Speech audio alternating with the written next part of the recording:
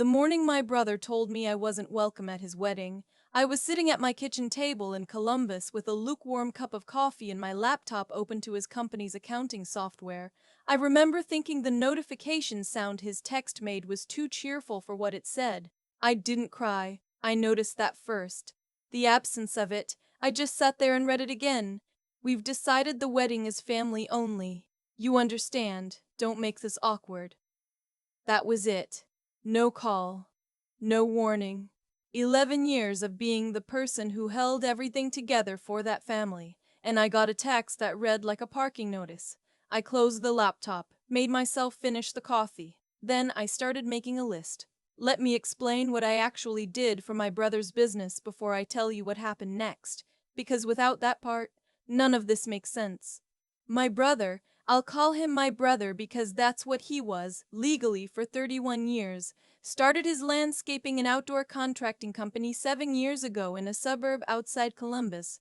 He had the vision and the energy and approximately zero administrative ability. His wife had the charm and the client relationships. What they needed was someone who understood payroll, vendor contracts, state licensing compliance, and the absolute chaos of managing subcontractors who got paid in a patchwork of 1099s and direct deposits. I was a freelance bookkeeper. I had my own small client list, mostly small businesses and one nonprofit. When my brother asked me to come on part-time to get his books in order, I said yes because he's my brother, and because he offered me a fair rate, and because I genuinely thought it would be a 6-month project. That was 4 years ago. What started as getting the books in order became something else entirely. I had administrator access to the accounting software, QuickBooks, plus a separate payroll platform. I managed the certificates of insurance for all the subcontractors, which had to be current or the company couldn't pull permits. I maintained the vendor relationships with their 2 main suppliers, one of which required a personal guarantor signature that was, for complicated historical reasons, mine. Not his, mine. When they landed a significant commercial contract, a property management company with 12 locations across central Ohio, the client required a bonded and insured project manager of record. Getting that bond meant submitting 2 years of clean financials. I had prepared those financials.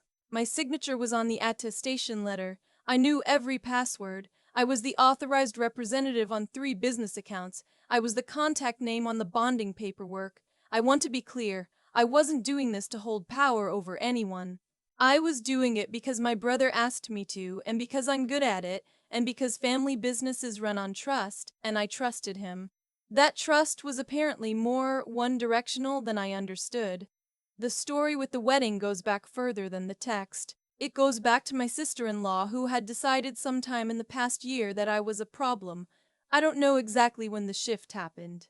I noticed it in small things first, not being included in group texts about family dinners, plans being made and then mentioned to me afterward like I'd been there. My brother started answering my work calls in clipped sentences when his wife was in the room. The wedding was in late September. My best friend from college, I'll call her my best friend, had been engaged for over a year, and her wedding date landed 1 week before my brother's. Same month, different weekend. I'd been her maid of honor. I had helped plan the bachelorette trip to Savannah. I was giving a toast. When my sister-in-law found out about the overlap, she decided it was a conflict. Not an accident of calendar, a conflict. As in, I had done this on purpose. As in, I was somehow making their wedding about me by having a prior commitment to my closest friend. I tried to explain carefully that I had known about my best friend's wedding date for 14 months, and that my brother's engagement had been announced 6 months after that. The timeline was not ambiguous. It did not matter. The text came on a Tuesday in July, 2 months before the wedding. Enough time, apparently, for them to have decided, discussed, and drafted a message. Not enough time, apparently, to pick up the phone. We've decided the wedding is family only. You understand. Don't make this awkward. I sat with that for a while. Long enough to finish the coffee and wash the mug and put it in the drying rack. Then I opened a new document and started writing down everything I needed to hand off. This is the part people don't talk about when they talk about going no contact or cutting someone off or whatever language we use for it now. They talk about the emotional decision. They talk about whether you're being too sensitive or not sensitive enough. They don't talk about the logistics. The logistics, in my case, were considerable. The commercial property contract, the one with 12 locations, was in the middle of its first full season. Invoicing was on a net 30 cycle. The property management company's accounts payable department had my email address as the billing contact. I was the one who had set up the ACH transfers. I was the one who resolved disputes when a site manager said the crew hadn't shown up and the crew said they had. I sent an email to my brother that evening.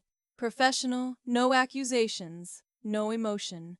I told him I had received his message, that I respected his decision, and that I would begin transitioning my responsibilities effective immediately. I attached a transition document I had spent 3 hours writing. It outlined every account, every password, every pending item, every vendor contact, every subcontractor certificate expiration date, and every open invoice.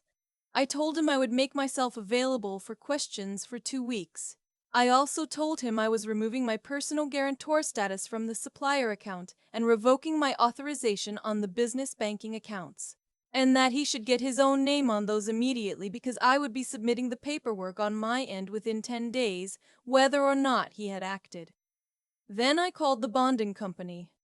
Not to do anything malicious, to ask a question.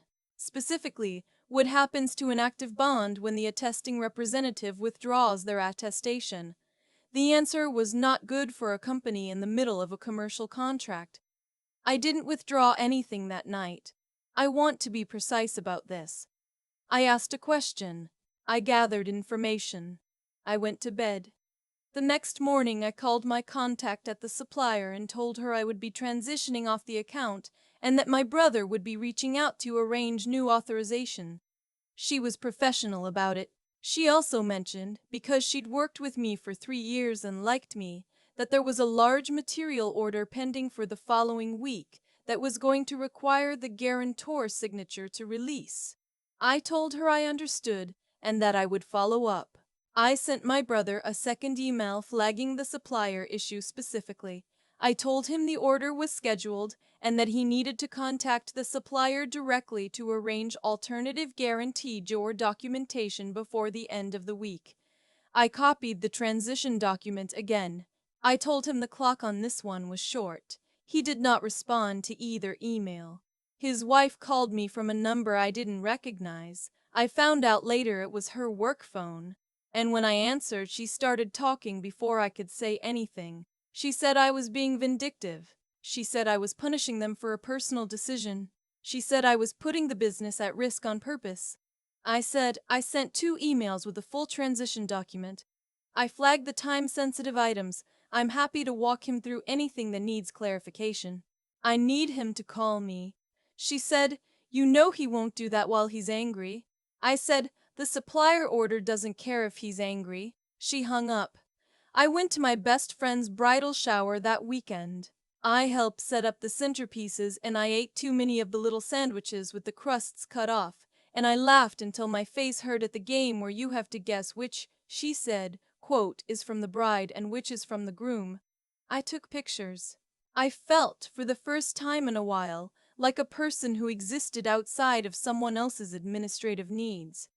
My brother called on Monday, not to apologize, not to talk about the wedding, to tell me that the property management company had flagged a billing discrepancy and that the accounts payable contact was asking for me specifically and that his wife had tried to call her back and it had not gone well because she didn't know the invoicing structure and had apparently quoted the wrong rate on 2 of the locations. I said, did you read the transition document? He said, I don't have time to read a 40-page document.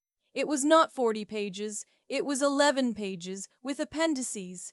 I said, the billing structure for the property management contract is in Section 3. The rate sheet is in Appendix B. The contact name and direct line are in the vendor directory, which is the last tab. Silence. Then, can you just handle it? I said, no. More silence.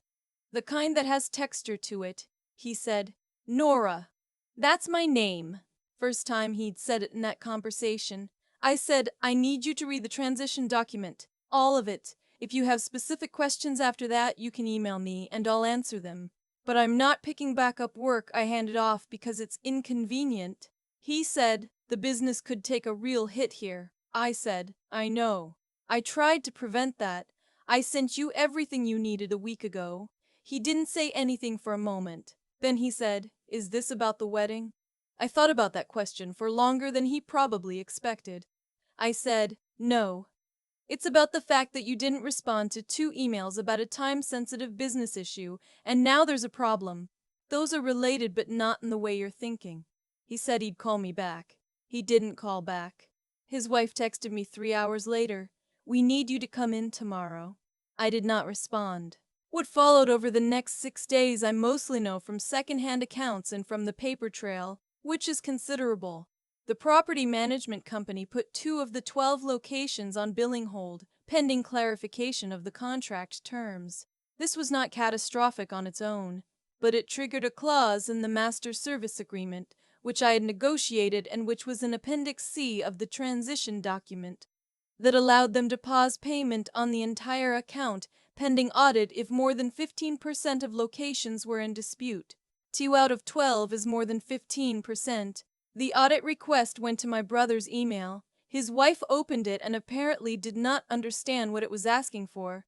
She called the property management company's general line instead of the accounts payable contact listed in my vendor directory. The person she reached was not the right person. That person flagged it internally as a potential contract dispute rather than a billing clarification. The bonding company separately received a routine renewal inquiry response from my brother that listed the wrong attesting representative. Apparently he had tried to update the paperwork himself and had done it incorrectly. This triggered a review. I found out about most of this because the property management company's accounts payable director, a woman I had spoken to nearly every month for 2 years, called me directly on my personal cell. She said she was sorry to reach out this way, but she didn't know who else to contact and the account was getting complicated. I told her I had transitioned off the account but that I could help her understand what she was looking at. We talked for 40 minutes. I walked her through the contract structure, explained where the discrepancy had likely come from, a rate adjustment from March that had been applied to 8 of the 12 locations but not all of them, and told her exactly which line items to look at to confirm. I did this because it was the right thing to do and because she was a person who had been professional and reasonable for 2 years and didn't deserve to be caught in the middle of my family. I did not contact my brother to tell him I'd done this. The text started that evening. First from my brother, short and factual. "Did you talk to someone at the property management company today?" Then longer, less composed. Then from his wife, which were a different register entirely. Then from my mother, who I hadn't heard from in 3 weeks, which told me everything about who had called her and what they'd said. My mother's message said, "I don't know what's going on, but your brother is very upset, and whatever you're doing, you need to stop." I read that one twice. The assumption built into it that whatever was happening was something I was doing was so complete and so unconscious that I almost found it funny. Almost. I responded to my mother only. I told her I had handed off my responsibilities professionally and with full documentation, that I had answered a call from a client contact as a courtesy, and that I was not taking further action. I told her if she wanted to understand the full picture I was happy to talk, but I wasn't going to summarize it in a text. She didn't call. My brother called 11 times over the next 2 days, not all at once, spread out. Morning, midday, evening. I let them go to voicemail. The voicemail started professional and got progressively less so. The last one said, "I know you're doing this on purpose. You've always had a problem with her, and you're taking it out on the business. You're going to tank everything we built." I listened to that one twice also. Specifically the phrase, "everything we built." That one landed somewhere specific. I built the billing structure. I built the subcontractor compliance system. I negotiated the property management contract. I filed the bonding paperwork. I had done all of this quietly for 4 years, and it had become everything we built in the retelling. I didn't call back. What I did do was call the supplier and let them know I was formally withdrawing as personal guarantor effective in 5 business days. I sent the certified letter. I also formally notified the bonding company that I was withdrawing the attestation on file and that any renewal would need to reflect a new representative. I did this by the book with the appropriate notice periods, with copies sent to my brother's business email. The response was immediate. Not from my brother, from his attorney, a guy I'd met twice at company events who did general business work, not litigation. His email was professional but clearly written while stressed. He outlined the impact of the guarantor withdrawal and the bonding issue, and asked me to consider a 30-day delay to allow them to arrange alternatives. I replied and said I would extend the guarantor withdrawal to 15 business days and that I would answer one clarifying call with him and my brother, attorney present, to walk through the transition document. I told him the bonding attestation was a separate matter and I would not extend that timeline. We had the call. My brother was on it. He did not speak for the first 20 minutes while his attorney asked me technical questions that I answered. When his attorney started to ask about potentially maintaining some of my access on a consulting basis, my brother interrupted and said, "Can we just ask her to come back?" His attorney said, "That's a separate conversation." My brother said, "Is that a yes or a no?" I said, "It's a no." He said, "Because of the wedding." His attorney put his hand up, but I answered anyway. I said, "Because you sent me a text telling me I wasn't family when I was convenient and expected everything to stay the same when it wasn't. That's not a partnership. I don't know what that is, but I'm not going back to it." He didn't say anything. His attorney wrapped up the call. The bonding review resolved itself. They weren't in breach. They just had to update the paperwork properly, which cost them time and a gap in coverage that meant they had to pause the commercial work for 8 days. The property management audit cleared. The supplier order went through on a personal guarantee from my brother, which required him to put up collateral he hadn't had to put up before. I know all of this because the accounts payable director told me, on a separate call 3 weeks later, that everything had been resolved and that she appreciated my help during the transition. She also said, unprompted, that the new billing contact had a steep learning curve. I thanked her and didn't say anything else. My best friend's wedding was the first weekend of September. I wore a pale green dress that I'd had altered twice to get the fit right. I gave a toast that made her cry and her new husband laugh, and then cry a little too. I danced until my feet hurt in heels. I should have broken in earlier. I drove home at 2 in the morning with my shoes on the passenger seat and the windows down. I did not attend my brother's wedding. I had not been invited. I want to be accurate about that. My mother called me the week after and told me it was a beautiful ceremony and that she wished I'd been there. I said I wished I had been there too, and I meant it. And I also knew that the person she was wishing had been there was a version of me that would have absorbed all of that without consequence, would have swallowed the text and shown up and smiled and gone right back to managing the accounts afterward. That person would have been convenient. She just wasn't me. I signed new paperwork in October, updated everything, removed my name from anything related to the business, filed the final authorization withdrawals. I did it at my own kitchen table with my own coffee, not lukewarm this time, and a notarized form that had only my name on the signature line. No one watching. No one I had to explain anything to. The business didn't collapse. I want to be honest about that too, because sometimes these stories have a cleaner ending and this one doesn't, not in that way. They hired a bookkeeper through an agency and muddled through the rest of the season. The commercial contract renewed, though I understand some terms were renegotiated. My brother is still my brother in the legal sense. We haven't spoken since the attorney call. My mother asks me periodically if I've thought about reaching out. I tell her I have. She asks what I'm waiting for. I tell her I don't know yet. That's true. I genuinely don't know what I'm waiting for. Maybe for some acknowledgement that the version of family they offered me came with terms I hadn't agreed to. maybe just more time.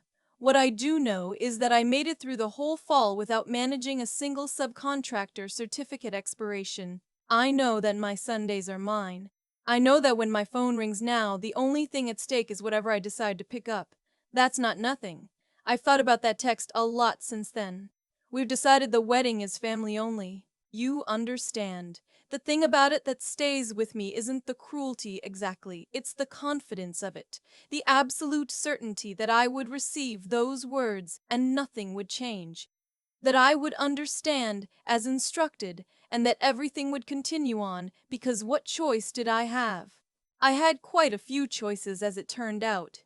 The pen at the notary's office had a little sunflower sticker on the end of it. She apologized for it, said the good pens were in the other room and she'd grabbed the wrong one. I told her it was fine, it was fine. I signed my name and handed it back and walked out into October air that smelled like someone nearby was burning leaves, which is technically not allowed inside city limits, but nobody really enforces it, and I sat in my car for a minute before starting it. I wasn't crying. I noticed that first. Then I started the car and drove home. If you've ever been the person who kept something running, really running, not just nominally helping, and been treated like you were lucky to be included, I don't have advice for you. I'm not that far ahead, but I will say that the moment I stopped running it, the weight I hadn't noticed I was carrying became very obvious by its absence.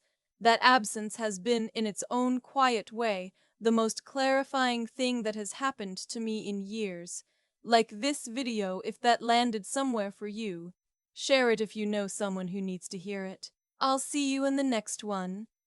I've thought about the word awkward a lot since all of this happened. That's the word my brother chose. Don't make this awkward.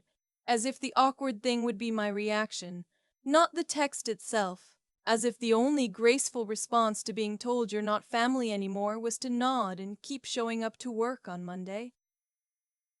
There's something I've come to understand about the way certain dynamics sustain themselves. They don't sustain themselves through force. They sustain themselves through the assumption that the other person will absorb the cost quietly, because they always have before. My brother didn't send that text because he thought there would be no consequences. I don't think he thought about consequences at all. He sent it because, in his experience of me, I was the kind of person who processed hurt privately and then showed up anyway. That had been true for a long time. It was a reasonable assumption based on available evidence. What he didn't account for was that people change when they finally let themselves see the full picture. I had been carrying the weight of that business for 4 years, not as a favor, but as something I had quietly made myself essential to, partly because I'm good at systems, and partly, if I'm honest, because being needed felt like belonging. That's the part I sat with the hardest afterward. I had built something real, and I had told myself it was partnership, when what it actually was leverage I had handed over willingly and never thought to reclaim. The moment I started that transition document, something shifted. Not anger, something quieter than that. Clarity, maybe. I could see the structure of what I'd been participating in, and I could also see, very plainly, that I had the ability to stop participating. That's not a dramatic realization.